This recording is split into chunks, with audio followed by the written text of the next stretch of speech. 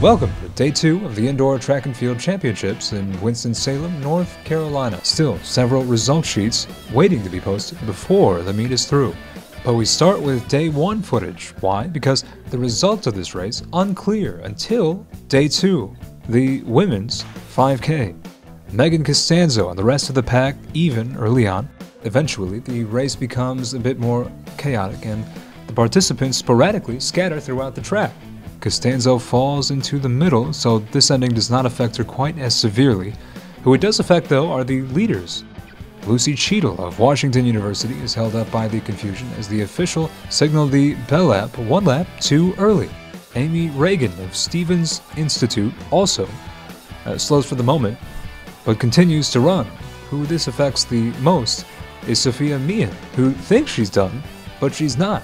She runs back around, and she finishes her last lap, but the lap didn't count, as the NCAA ruled it an untimed 4,800 race, which means it was a 24-lap race instead of 25. What chaos. Cheadle is the champion, Costanzo in 12th. Ebony Stallworth finished her last 2 indoor nationals just outside the top 8, this year really hoping to earn the All-American title. Giselle Klotz of Oshkosh, last year's indoor and outdoor champion, provides stiff competition. Flight 2 on her second throw, Stallworth sends it into orbit, 44 feet, 5.5 inches. Can Madison Renfro of Cornell College beat that? The answer is no. The senior is just short, 44 feet, 5.25 inches. Stallworth finally wins All-American honors.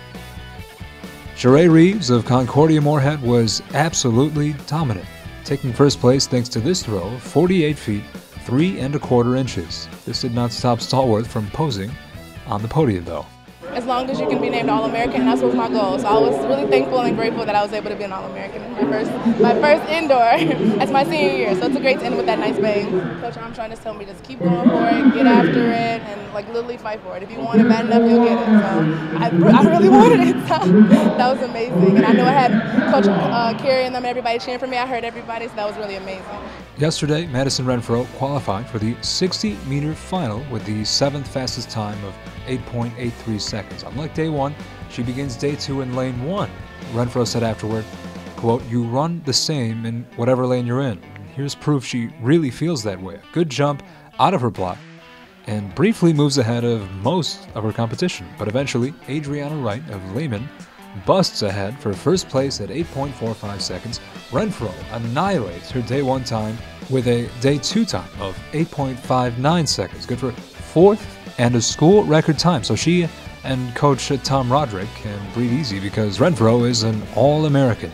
Yesterday, you know, something can happen at any time in track, you know, but I'm glad it happened for prelims and not for finals. I got that bad race out of the way and kind of woke me up for finals and made me realize, like, I got to get after it. Lacrosse and Oshkosh, I actually get to race against them, like, maybe once or twice in the indoor season, so getting to see them at nationals and then the other people is just amazing. I love running against competition because I know I'm going to get a PR. I think, honestly, it's awesome. Everybody's really trying to step up, and we're really trying to fight for it, even with conference, you know, only 3 points away from Wesleyan. We're really showing as a team that we're growing, and it's not over yet, so even for outdoor, we'll still see them at conference again. We try to get as many girls as we can get through for nationals, so we have more events to add on to outdoor, so I'm just hopefully we'll have a lot of people come out. The men began the day in 2nd but dropped to 4th by the time the 3K rolled around.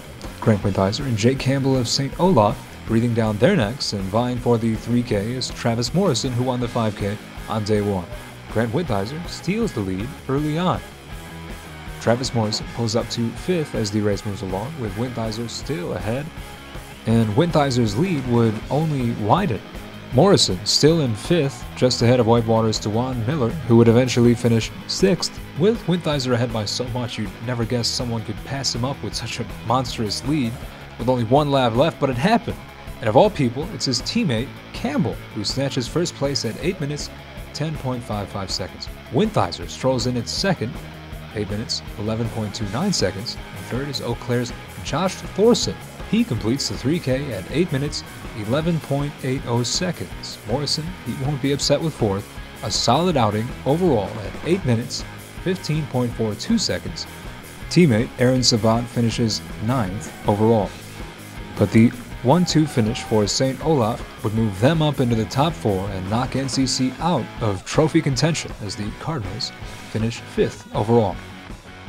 There's going to be some ups and some downs like every track meet, but it was fun. But it is bittersweet at the end to be in 2nd and 3rd and holding on to 4th, and then you lose it at the end by a team with only 3 guys. Travis set 2 PRs, so he got a PR in the 5K and then came back and got a PR in the 3K. So, you know, you just do the best you can do. So it was fabulous. Again, we were just a few points short of having some help in some other events. You got to be healthy, and that's why we didn't get the 4x4 in, and that's my responsibility to make sure they're healthy when it counts. But I hope everybody has that bittersweet taste of right there for a trophy, and then second to last event you lose it. So hopefully that will stick with the guys who are here and the guys who aren't here, and maybe give us that push we need outdoors.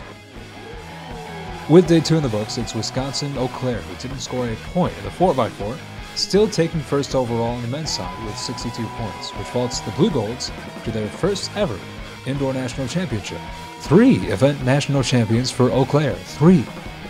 Wisconsin lacrosse coming in second with 60, North Central a solid 5th at 31. Wisconsin lacrosse also successful on the women's side.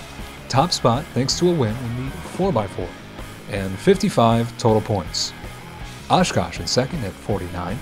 North Central's conference rival, Illinois Wesleyan, taking 3rd. The Cardinals 21st with 10.5.